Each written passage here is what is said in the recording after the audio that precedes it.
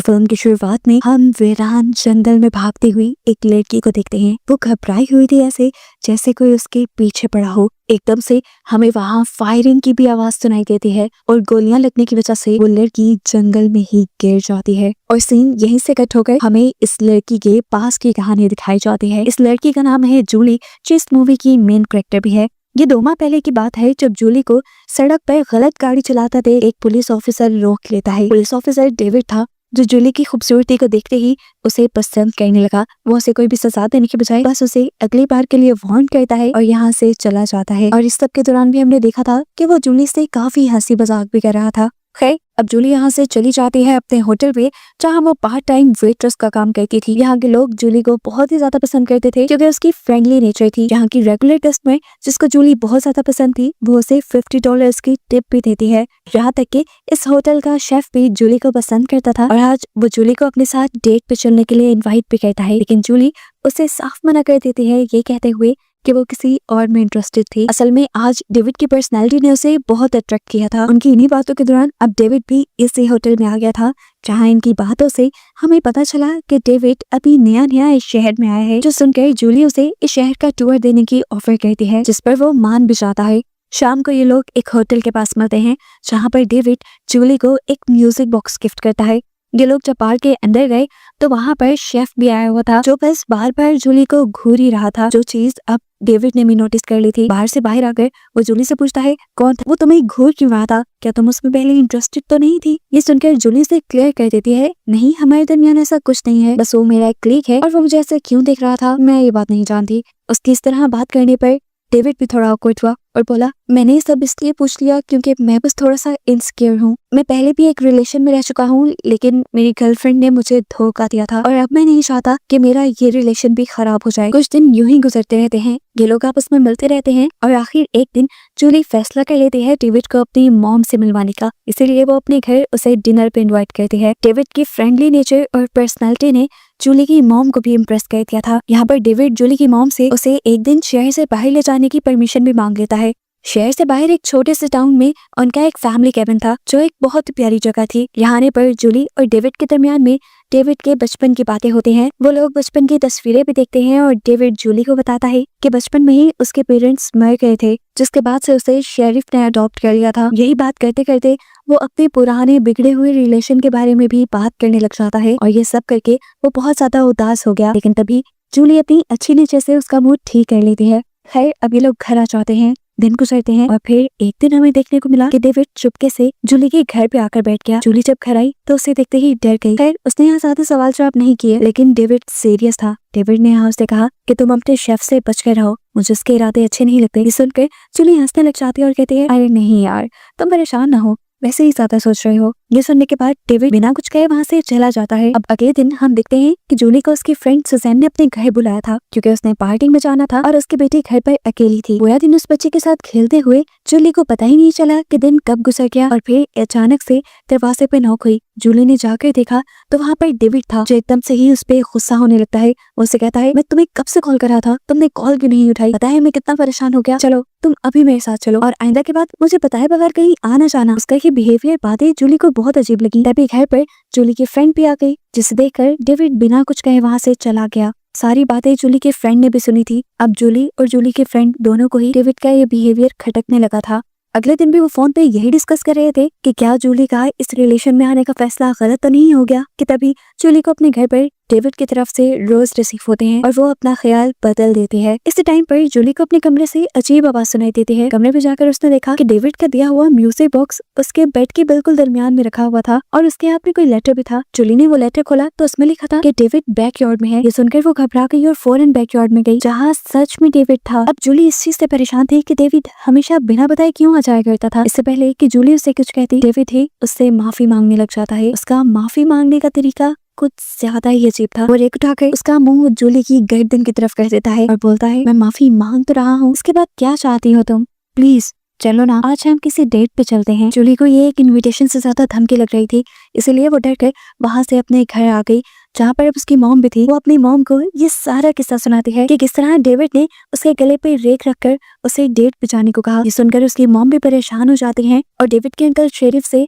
बात करने का डिसाइड करती हैं। अगले सीन में दिखाया जाता है कि शेरिफ ने डेविड को अपने ऑफिस में बुलाया हुआ था। उन्होंने डेविड से पूछा, ये क्या सुन रहा हूँ मैं, तुम एक लड़की के घर बिना पूछे गए और उसे रेप से धमकी दी। डेविड ने जवाब दिया, अरे नहीं अंकल, मैं तो अपनी गर्लफ्रेंड को मनाने गया था। वो कुछ ज्यादा ही एग्जैजरेट करके आपको बता रही है। ये कहकर वो बाहर निकल जाता है। बाहर निकलते हुए हम उसके एक्सप्रेशन देख सकते थे, वो बहुत ज्यादा गुस्से में था। बाहर जाने पर उसके कलीग उसे कहते हैं, मैंने सुना है जूली की रिपोर्ट के बारे में, तुम उससे ज्यादा सर पे सवार ना करो, उसे अपने पे हावी करने की बिल्कुल जरूरत नहीं। उसकी बातों से साफ लग रहा था कि वो भी डेविड को पसंद करती है और उसके साथ रहना चाहती है। अब थोड़ी देर बाद जूली को अपनी फ्रेंड की बेटी को पिक करने जाना था स्कूल। जैसे ही वो स्कूल पहुंची तो थोड़ा लेट हो चुकी थी और वहां जाकर उसे अपनी फ्रेंड की बेटी कहीं नहीं मिली। ये देखकर वो घबरा गई और जोर से उस बच्ची का नाम पुकारने लगी। तभी वो बच्ची डेविड के साथ उसके सामने आ गई। जूली फौरन उसके हाथ से बच्चे का हाथ ले लेती है। यहाँ डेविड गुस्से में था। वो उससे कहता है, तुमने बहुत ही बेबुनियाद रिपोर्ट की है पुलिस में, तुम्हें क्या जरूरत थी ये सब करने की। ये सुनकर तो जूली की हवाइयां उड़ जाती हैं। उसे लग रहा था कि डेविड उसके साथ कुछ बुरा कर देगा।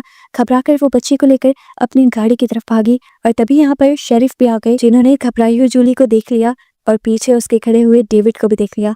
वो समझ गए थे कि डेविड ने जरूर उसे कोई धमकी दी होगी या कुछ बुरा कहा होगा, इसलिए वो डेविड को अब धमकी देते हैं कि तुम्हें जूली के पास आने की कोई जरूरत नहीं, तुम उसे छोड़ दो। ये सब अच्छा नहीं हो रहा। अंदर ही अंदर डेविड को इन सारी बातों से गुस्सा आ रहा था, लेकिन फिलहाल वो अपने अंकल के सामने सिर्फ हाँ में सर हिलाता है और वहां से चला जाता है। यहाँ जूली का भी पूरा दिन अब बहुत टेंशन में गुजरा था और ये सब उसके होटल में शेफ ने फील किया था। शाम को ड्यूटी के बाद शेफ होटल के बाहर उसे पूछता भी है कि क्या तुम्हें कोई परेशानी है जूली, लेकिन यहाँ जूली उसे कुछ नहीं कहती और घर जाने के लिए निकल जाती है। जैसे ही वो पार्किंग लॉट से अपनी गाड़ी निकाल रही थी तो एकदम से डेविड उसके सामने आ गया, जिसका साफ मतलब था कि वो जूली के ऊपर नजर रखे हुए था और उसने जूली को शेफ के साथ भी देख लिया था। वो जूली को गाड़ी से बाहर निकलने की धमकी देता है, लेकिन जूली को पता था कि अगर वो गाड़ी से बाहर निकली तो डेविड कुछ भी कर देगा। घबरा कर वो गाड़ी स्टार्ट करके घर आ गई और घर आते ही उसने ये सब अपनी मॉम को बताया कि किस तरह डेविड उसके पीछे था और पीछा करने के बाद उसने गाड़ी के सामने आकर उसे धमकी भी दी। ये सुनकर तो उसकी मॉम भी घबरा गई। उनको भी अब अपनी बेटी की जान खतरे में लगने लगी थी। वो फौरन इस चीज की भी रिपोर्ट डेविड के अंकल को करती हैं। शेरिफ भी इस चीज को इन्वेस्टिगेट करते हैं, लेकिन उन्हें पता चलता है कि डेविड तो पूरी रात अपनी एक कलीग के साथ था ड्यूटी पर। वो तो जूली के होटल के करीब भी नहीं गया और ऐसे अब उन्हें लगने लगा कि जूली सच में बढ़ा चढ़ाकर उन्हें चीजें बताती है। अब तो हमें भी ये फील हो रहा था कि शायद वो सच में जूली का ख्याल होगा, क्योंकि जूली बहुत ज्यादा डेविड से डर चुकी थी, इसलिए उसने डेविड को सर पे सवार कर लिया था। आधी रात को, दिन में, रात में उसे ऐसा ही लगता था कि डेविड कभी भी आएगा और उसे नुकसान पहुंचा देगा, लेकिन हर मर्तबा ये सब उसका वहम निकलता था। लेकिन एक दिन फिर सच में ऐसा होने लग गया। जूली को सबसे पहले अपने कॉलेज से मेल आई कि उसकी एप्लीकेशन उसी के कहने पर कैंसिल कर दी गई है। हालांकि उसने एप्लीकेशन कैंसिल करने की कोई मेल नहीं की थी।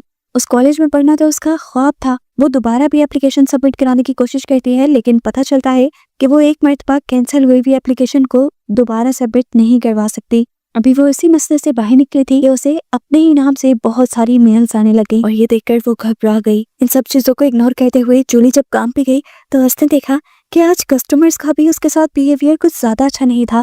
पता चला कि जूली के खिलाफ किसी ने उठपटांग की बातें शहर में मशहूर करती थी। जैसे जूली ड्रिंक करती है, उसकी आदतें अच्छी नहीं, हालांकि ये सब बातें झूठी थी। इसी दौरान जूली के होटल में डेविड की कलीग भी आते हैं, जिसने जूली को बोला कि तुमने अच्छा नहीं किया डेविड के साथ, वो हर रात मेरे पास आकर तुम्हारे लिए रोता रहता है। ये सुनकर जूली को बहुत बुरा फील हुआ कि बुरा उसके साथ हो रहा था, सिंपैथी फिर भी डेविड को मिल रही थी। ये सब बातें शेफ ने भी सुन ली थी। शेफ तो बहुत अच्छे से जूली को जानता था। वो उसे होटल से बाहर ले जाकर कहता है, मुझे लगता है कि तुम्हारे पीछे कोई पड़ गया है, मेरी गाड़ी में एक गन है, तुम उसे हमेशा अपने पास रखा करो। ये कहकर उसने जूली को गले लगा लिया और गले लगते ही जूली फूट फूट कर रोने लगी। उसने भी अपना सारा डर अब शेफ को बता दिया था। जूली नहीं चाहती थी कि डेविड उसके साथ कुछ भी बुरा करे। वो अब और डेविड के साथ नहीं रहना चाहती थी। ये कहने के बाद अब वो फैसला करती है कि वो डेविड की सच्चाई का पता चला कर रहेगी। अपनी फ्रेंड के जरिए वो डेविड की एक्स गर्लफ्रेंड के घर का पता चलाती है और उससे मिलने के लिए जाती है। उस लड़की ने जैसे ही डेविड का नाम सुना तो नाम सुनते ही वो घबरा गई। वो तो अब दरवाजा खोलने को भी तैयार नहीं थी, जिससे जूली समझ गई कि ये लड़की नहीं गलत थी, डेविड ही गलत था। किस तरह डेविड ने इस लड़की की बुरी तस्वीर जूली को दिखाई थी। अब उदास जूली अपने घर जा रही थी कि एकदम से कोई उसका पीछा करने लगा। जूली को जब उसके बारे में पता चला तो तभी उस ट्रक ने उसकी कार को हिट कर दिया, पहले आगे से और फिर उसके साइड पे जाकर उसे कुछ इस तरह से हिट किया कि जूली की कार का जंगल में जाकर एक दरख्त से एक्सीडेंट हो गया। बाद में पता चला कि जूली का एक्सीडेंट करने वाला और कोई नहीं बल्कि डेविड ही था, जो आकर जूली को उसकी कार में से निकालता है और उसे धमकी देने लगता है। वो अपने साथ एक शराब की बोतल भी लाया था, जिससे उसने पूरी गाड़ी में शराब डाल दी ताकि सभी लोगों को ये लगे कि शराब जूली ही पीती है और ये एक्सीडेंट उसके ड्रंक होने की वजह से हुआ है। यहाँ डेविड ने जूली को बता भी दिया था कि वो इसलिए ज्यादा गुस्से में है क्योंकि वो डेविड की एक्स गर्लफ्रेंड से मिलने गई थी। जबरदस्ती डेविड अब जूली को अपनी कार में बिठाए यहाँ से ले जाने लगता है। खूब से जूली का बुरा हाल हो रहा था। सिचुएशन को कंट्रोल में करने के लिए जूली यहाँ डेविड से माफी मांग लेती है। डेविड उसकी बात का कोई जवाब नहीं देता। चलते हुए जूली ने रास्ते में 2 लड़कों को भी देखा जो उसी को देख रहे थे। जूली ने होठ हिलाकर उनसे हेल्प मांगने की कोशिश की, लेकिन लड़कों ने ज्यादा रिस्पांस नहीं दिया। थोड़ी देर बाद बेराने में डेविड ने गाड़ी रोक ली, जूली को गाड़ी से बाहर निकाला और यहाँ पर जूली को प्रपोज करने लगा। जूली जानती थी कि अगर उसने मना किया तो उसका अंजाम बहुत बुरा हो सकता था, इसीलिए वो हाँ कह देती है और ऐसा प्रिटेंड करती है कि जैसे इस टाइम उसे डेविड के साथ बहुत अच्छा फील हो रहा है। ऐसे ही प्रिटेंड करते करते वो चुपके से डेविड के पीछे गई। वो यहाँ से भागना चाहती थी, लेकिन डेविड ने उसे दूर जाते हुए महसूस कर लिया। जब तक वो पीछे मुड़ा तब तक जूली सड़क के दूसरे किनारे पर जा चुकी थी। ये देखकर डेविड ने गन निकाली। उसे गन निकालता हुआ देखकर जूली डरकर जंगल के अंदर भागने लगी और डेविड उसके पीछे पीछे।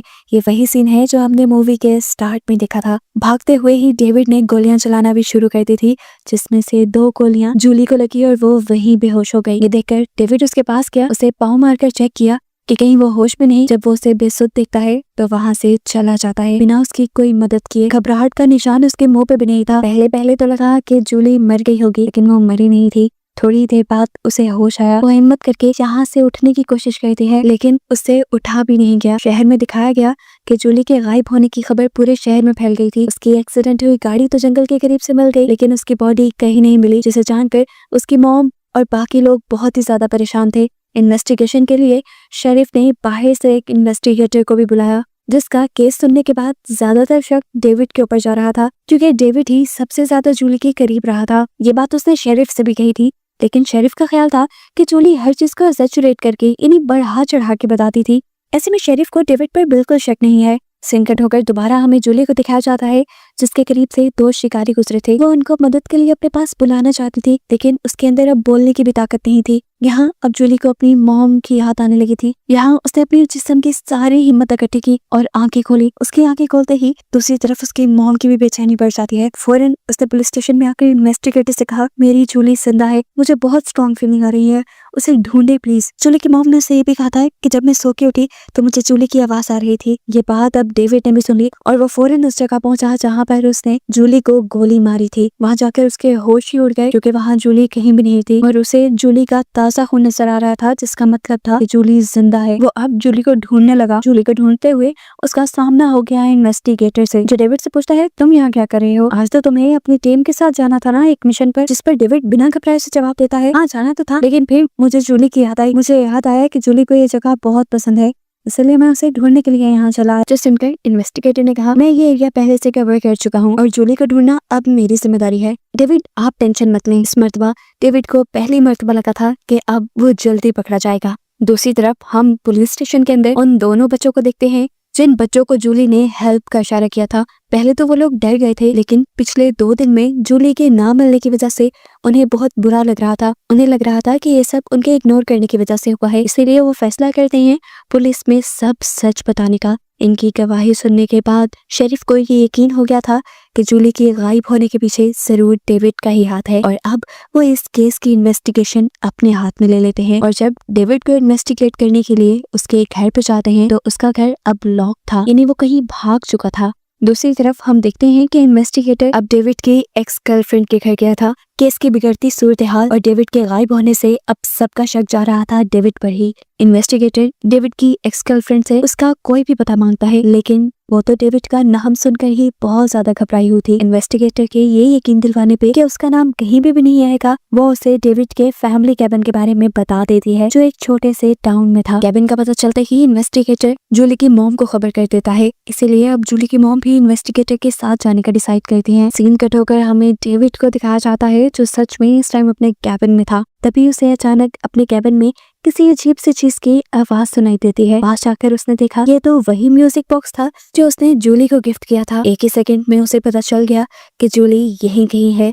वो फौरन अपनी गन निकाल लेता है। इससे पहले कि वो जूली को ढूंढ पाता, पीछे से जूली रैक से उसके ऊपर ही हमला करके उसे बुरी तरह जख्मी कर चुकी थी। जख्मी करते ही जूली तो छुप गई और डेविड दोबारा उसे ढूंढने लगा। और तभी अचानक डेविड के दरवाजे पे नॉक हुई। बाहर शेरिफ आए थे। वो डेविड से कहते हैं तुम मेरे बेटे जैसे हो, मैं ये करना तो नहीं चाहता लेकिन मुझे तुम्हें अरेस्ट करना होगा। ये सुनते ही गुस्से में डेविड अपने हाथ में पकड़ी हुई गन से शेरिफ के ऊपर ही हमला कर देता है, जिससे शेरिफ भी अब जख्मी होकर वहीं गिर गए। गुस्से में डेविड अब अंदर आया जूली को ढूंढकर मारने के लिए, लेकिन एक और मर्तबा जूली ने बहुत ही चालाकी से पीछे से आकर उसकी गर्दन में चाकू घुमो दिया, जिससे भी वो मरा नहीं। गुस्से में जूली वहाँ पड़ी हुई हंटिंग गन उठा लेती है और यहाँ डेविड उसे कहता है मैंने जो किया मैं उसमें बिल्कुल भी शर्मिंदा नहीं, मैं तुम्हारे साथ ऐसा करता रहूंगा। इन बातों ने जूली का खून और खौला दिया था। जब उसने ये हंटिंग गन डेविड को मारने के लिए चलाई तो उसे पता चला कि इसमें गोली नहीं है और इसी गुस्से में वो अब उस गन को डेविड के सीने में स्टैब करते हुए उसे मार डालती है। जख्मी हालत में